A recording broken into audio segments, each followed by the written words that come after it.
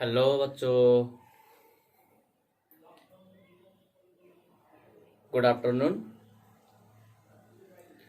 and welcome to every one of my YouTube channel. My channel name is BM Physics. Today I want to talk about the new and interesting topic, the transmission of heat. I hope my all pyare bachcho should be okay. And the key point of the topic, the conduction of heat through the composite slab. তো যাই হোক, আজকে আমরা এই 66তম লেকচারে তাপের সঞ্চালন অধ্যায়ে যে বিষয়টি আলোচনা করব তা হচ্ছে গিয়ে যুগ্মপাতের মধ্য দিয়ে তাপের পরিবহনের রাশিমালা প্রতিষ্ঠা। পরিবহনের রাশিমালা প্রতিষ্ঠা না, তাপ পরিবাহিতাঙ্কের মানে ভিন্ন তাপ পরিবাহিতাঙ্ক বিশিষ্ট দুটি পদার্থকে, যাদের ক্ষেত্রফল সমান, দূরত্ব আলাদা আলাদা, তাদেরকে যদি আমরা পরস্পর সংযুক্ত করে এক প্রান্তে উত্তপ্ত করি আর অপর প্রান্তে শীতল করি, তাহলে সেই কম্পোজিট স্ল্যাবের মধ্য দিয়ে স্থিরাবস্থায়, তাপীয় সাম্যাবস্থায় তাপের যে পরিবহন ঘটনা ঘটে তার কতগুলো ম্যাথামেটিক্যাল ডেরিভেশন আছে, সেই সমস্ত বিষয়গুলো আমরা একটু দেখার চেষ্টা করব। তো চলো শুরু করা যাক, কথা না বাড়িয়ে। আমরা যে চ্যাপ্টারটি স্টার্ট করলাম সেটা হচ্ছে তোমার ট্রান্সমিশন অফ হিট। ট্রান্সমিশন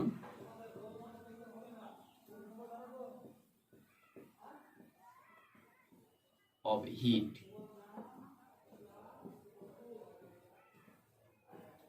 যেটা বলা যেতে পারে তাপের সঞ্চালন। তাপের সঞ্চালন।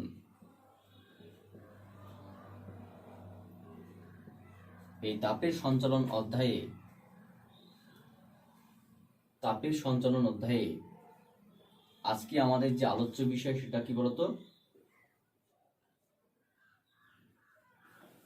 The conduction of heat.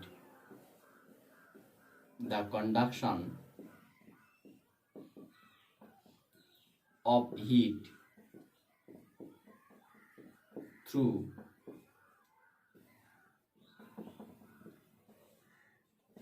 the composite slab.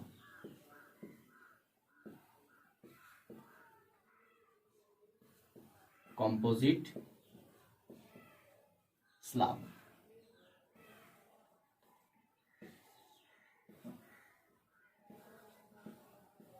যুগ্মপাতের মধ্য দিয়ে তাপের পরিবহনের যে রাশিমালা সেটা আমরা দেখব। তার আগে আমরা একটা ম্যাথামেটিক্স করার আগে একটা পিকচার অঙ্কন করি একটু।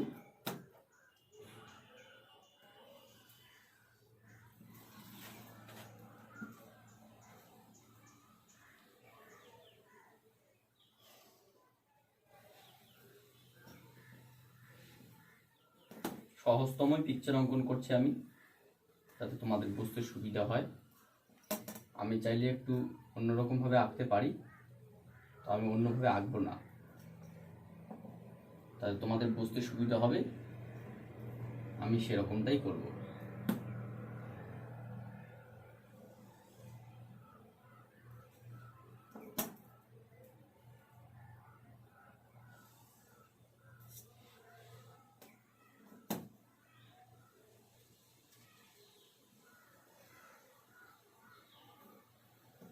এখানে একটা, এখানে একটা।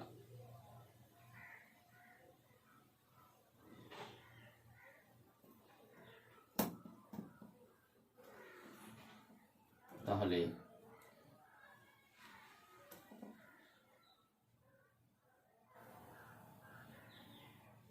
আমরা একটা পিকচার অঙ্কন করব, তারপর আমরা ম্যাথামেটিক্স স্টার্ট করব।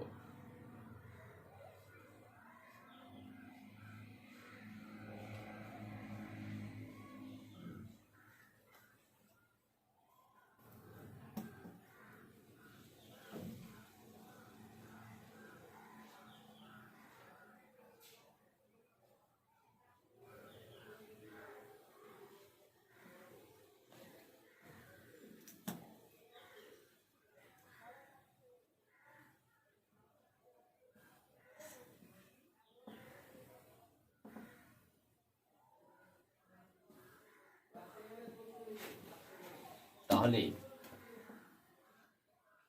এখানে দুটি পদার্থ আছে, এই পদার্থটার নাম আমরা বললাম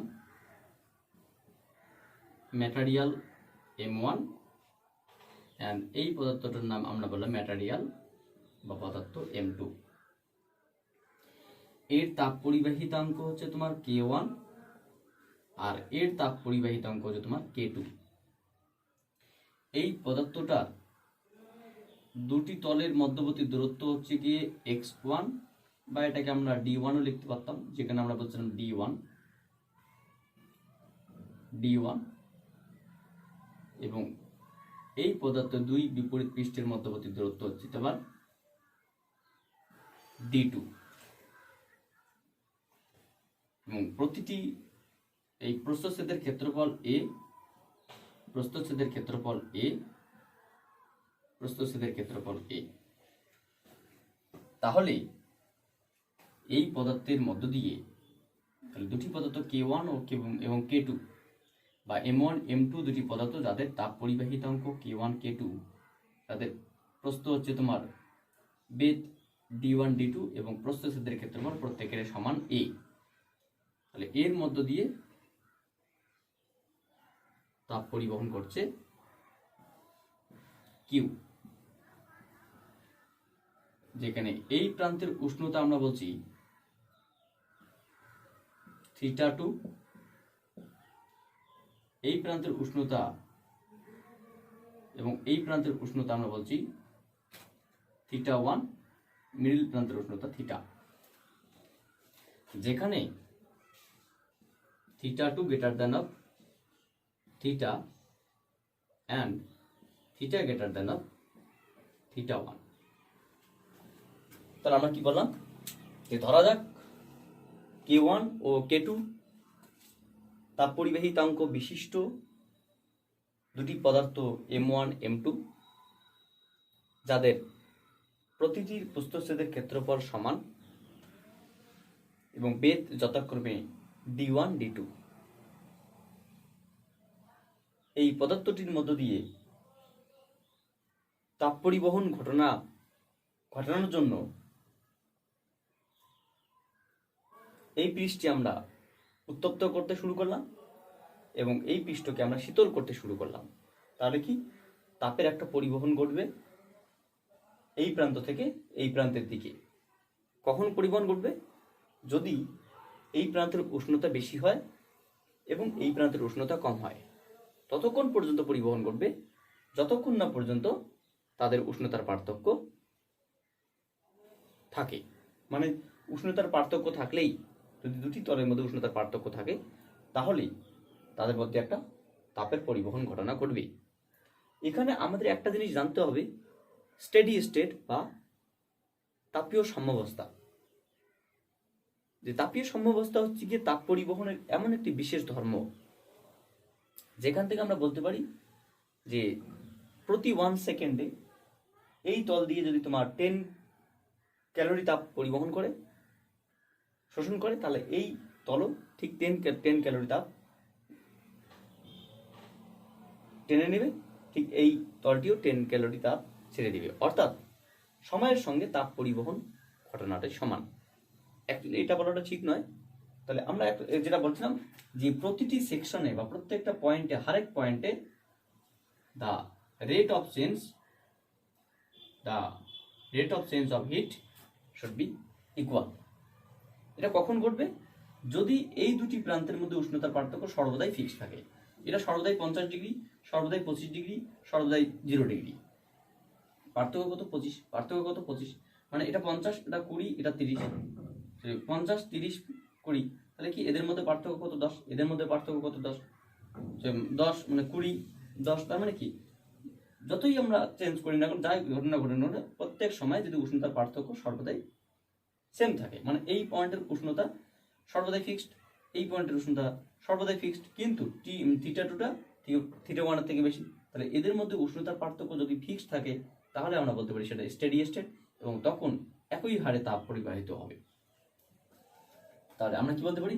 ধরা যাক M1 M2 যথাক্রমে দুটি কঠিন পদার্থ যাদের তাপ পরিবাহিতাঙ্ক ধরা যাক M1 ও M2 দুটি ধাতব তাপ পরিবাহী পদার্থ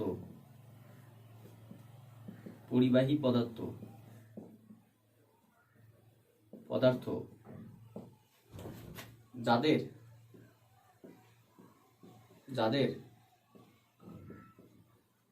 তাপ পরিবাহিতাঙ্ক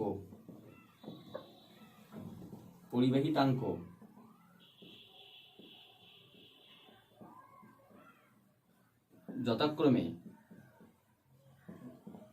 K1 ও K2 এবং ওই পাত দুটির বেদ যথাক্রমে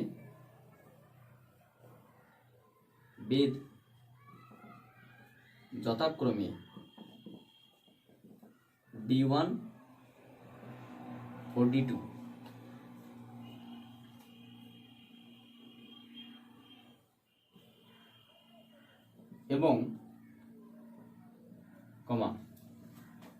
এবং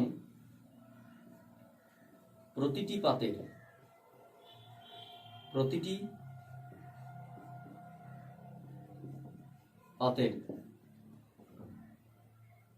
তাপ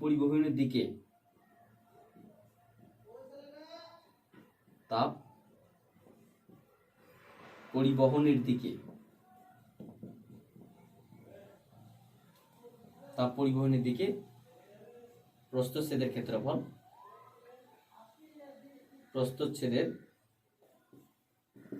ক্ষেত্রফল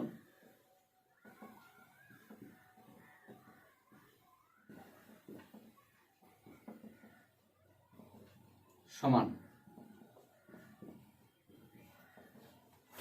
সুতরাং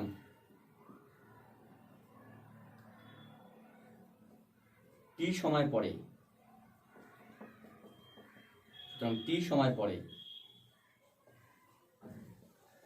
পরে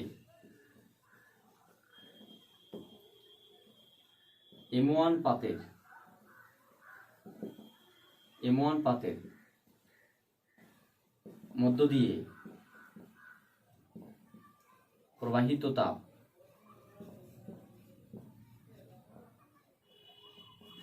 তাপ হয় Q is equals to, এখানে আমরা একটা জিনিস পড়িনি, তাহলে এই প্রান্তের উষ্ণতা কত? θ2, এই প্রান্তের উষ্ণতা θ1, এখানে থিটা, এটা সব থেকে বড়, তার থেকে কম এটা, তার থেকে কম এটা, তাহলে এই পাতের দুই প্রান্তের মধ্যবর্তী উষ্ণতার পার্থক্য কত? এই দুই পাতের মধ্যবর্তী উষ্ণতার পার্থক্য কত? তোমার θ2 মাইনাস θ, এবং এদের মধ্যে উষ্ণতার পার্থক্য কত? θ মাইনাস θ1, এটা তোমার θ2 মাইনাস θ1। সো টি সময় পরে M পাতের মধ্য দিয়ে প্রবাহিত তাপ হয় Q is equals to K1A, উষ্ণতার পার্থক্য হচ্ছে তোমার θ2 minus θ into T by D1। বা প্রতি একক সময়ে প্রবাহিত তাপের পরিমাণ কত, K1 A θ2 - θ by d1, equation number 1. Similarly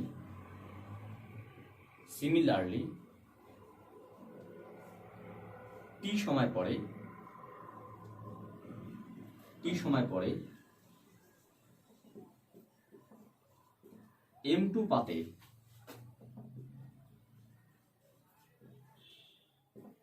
পাতের মধ্য দিয়ে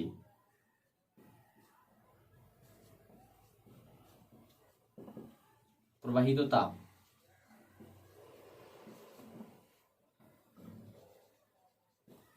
তাপ হয়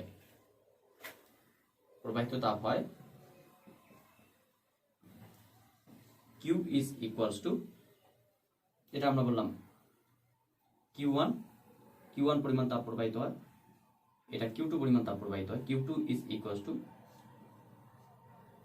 K2 A θ - θ1 T by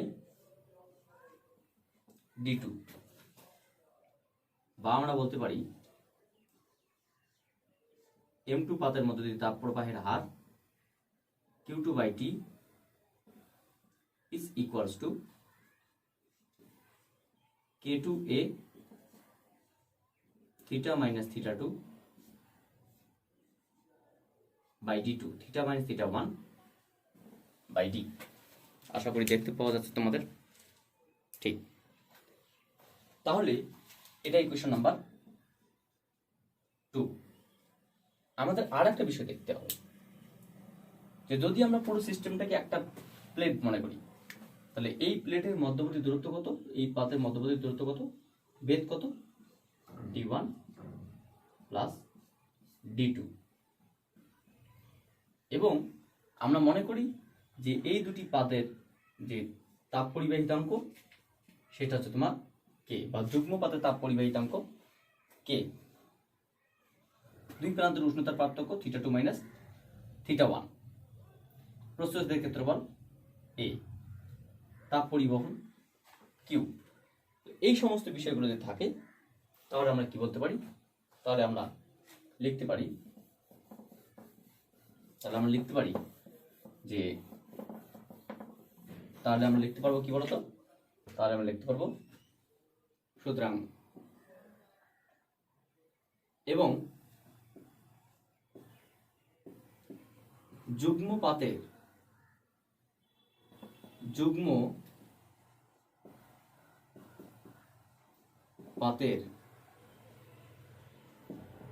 মধ্য দিয়ে প্রবাহিত তাপ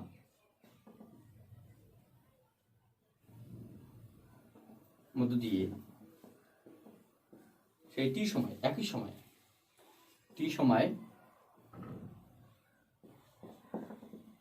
প্রবাহিত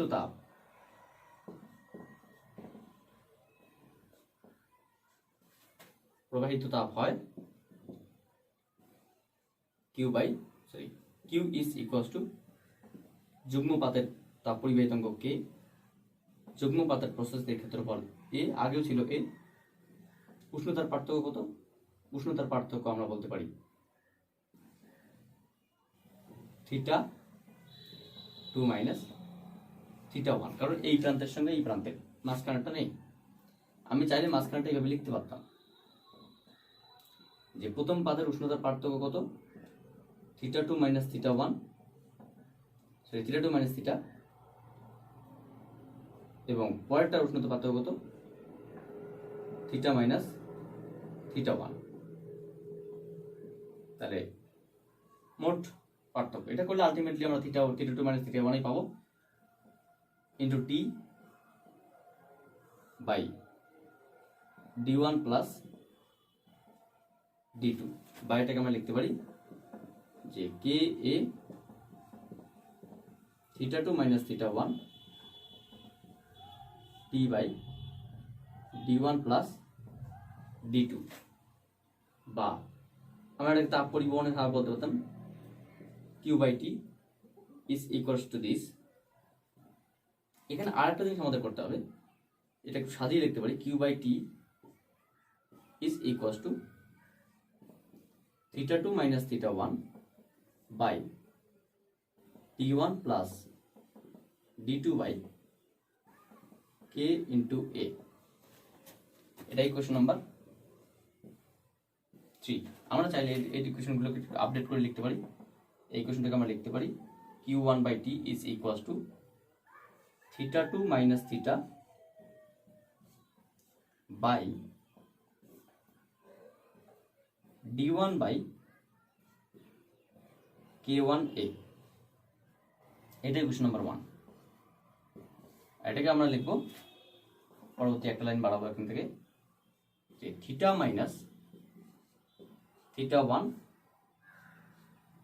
D2 by K2A, equation number 2। এবার আমাদের একটা সূত্রে অ্যাপ্লাই করতে হবে, যেটাকে বলা হয় স্টেডি স্টেট, যেটা আমরা এর আগে বলেছিলাম যে থার্মাল স্টেডি স্টেট বা তাপীয় সাম্যাবস্থা।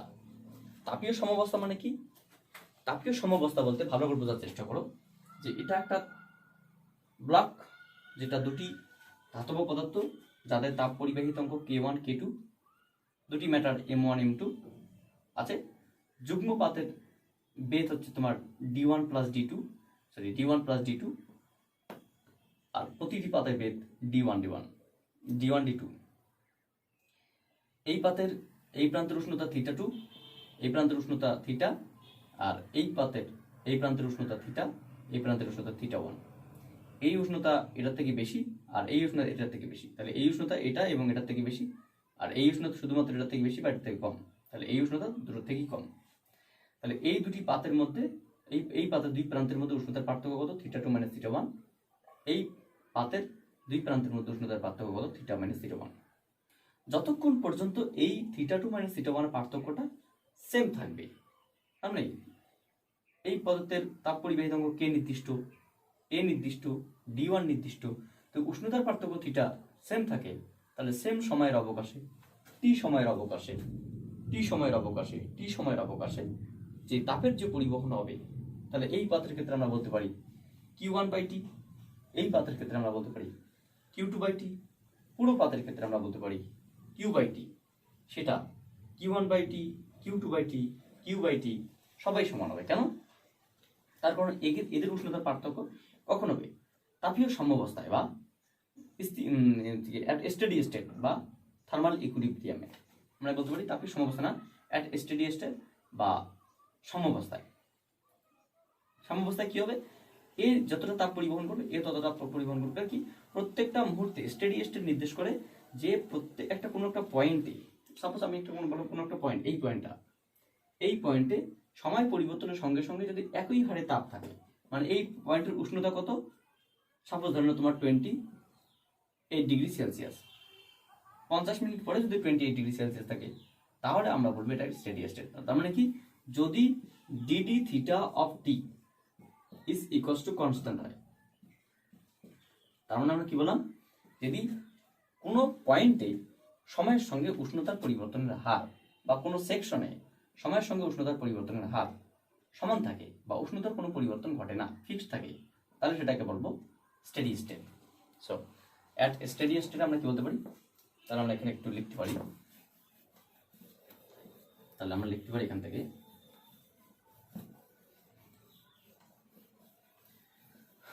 কি লিখতে পারি আমরা?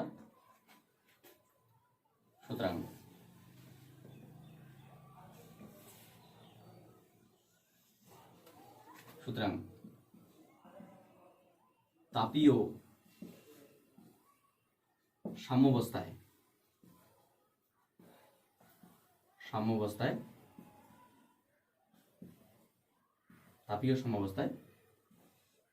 Q1/T is equals to Q2/T is equals to Q/T হয়। So from 1 to 3 we can write θ2 minus theta one by D one plus D two by K A is equals to theta two minus theta D one by K one A is equals to theta minus theta one by D two by K two A প্রত্যেকটা জায়গায় same, তাই এ কেটে গেল। তাহলে কি পড়ে থাকতে পারে এখান থেকে? পড়ে থাকলো theta two minus theta one D one plus D two by just K is equals to theta two minus theta by D one by K one, theta minus theta one D two by K two. আমরা আর কি বলতে পারি? আমরা বলতে পারি যে এখানে আমরা বলতে পারি, যেহেতু আমরা একটা সূত্র জানি যে A by B is equals to C by D is equals to A plus C by B plus D. তাহলে এই দুটোকে আমরা চাইলে, সরি এখানে প্লাস না, sorry extremely sorry, A by B সমান সি বাই ডি হলে A plus C by B plus D হয়। তাহলে এই দুটি যেহেতু সমান, তাহলে বলতে পারি এটা প্লাস এটা বাই এটা প্লাস এটা হতে পারে। কম্পোজিটের ক্ষেত্রে আমরা বলতে পারি তারপরে সমবস্থা সব সমান, তাহলে আমরা বলতে পারি এটা equation number 3, sorry equation number 4। তাহলে 4 নম্বর ইকুয়েশনে আমরা কি লিখতে পারি? 4 নম্বর ইকুয়েশন আমরা লিখতে পারি, so from equation 4 we get, so from equation 4 we get theta 2 minus theta by d1 by k1 is equals to theta minus theta 1 by d2 by k2. So we can write theta 2 minus theta plus of theta minus theta 1 by d1 by k1 d2 by k2. So we can write theta 2 minus theta 1 by d1 by k1 plus d2 by k2, equation number 5. So if we compare, যেহেতু এই দুটি সমান তাহলে এটা আমরা লিখতে পারি। তাহলে আমরা কি লিখতে পারি এখান থেকে? আমরা লিখতে পারি, সুতরাং আমরা লিখতে পারি যে theta 2 minus theta by d1 by k1 is equal to theta minus theta 1 by d2 by k2 is equals to theta 2 minus theta 1 by d1 by k1 plus d2 by k2, equation number 5. So if we compare equation 4 and 5, then we can write, যদি আমরা 4 এবং 5 নম্বর equation আমরা কি লিখতে পারি? আমরা লিখতে পারি যে এই দুটির পরিবর্তে সমান লিখতে পারি, অথবা আমরা লিখতে পারি, সুতরাং কি লিখতে পারি যে theta 2 minus theta 1 by d1 plus d2 by k is equals to theta 2 minus theta 1 by d1 by k1 plus d2 by k2. So if we compare this time, then we can write the d1 plus d2 by k is equals to d1 by k1 plus d2 by k2. তাহলে এই কি হচ্ছে তোমাদের যুগ্ম তাপ পরিবাহিতাঙ্ক। তাহলে যে যুগ্ম তাপ পরিবাহিতাঙ্ক হচ্ছে সেটা হচ্ছে কে। তাহলে আমরা এখানে কি লিখতে পারি? সুতরাং আমরা লিখতে পারি যে কে ইজ ইকুয়ালস টু, আমরা এখানে চাইলে লিখতে পারি কে d1 plus d2 by k is equals to d1 k2 d2 k1 by k1 k2 বা k is equals to d1 plus d2 by d1 by k1 plus d2 by k2 আমরা direct এটা লিখতে পারতাম। তাহলে কি আসলো? তাহলে যুগ্মপাতের তাপ পরিবাহিতাঙ্কের রাশিমালা। এই যে মাল্টি প্লেট হতো, তাহলে মাল্টি প্লেটের ক্ষেত্রে কি আসতো? যে কে ইজ ইকুয়ালস টু এরকম একটা পার্ট আসতো যে summation of I is equals to 1 to I is equals to N DI by summation of I is equals to 1 to I equals to N DI KI. তার মানে এটা যদি আমরা express করতাম, এক্সপ্রেস করলে আমরা কি পেতাম?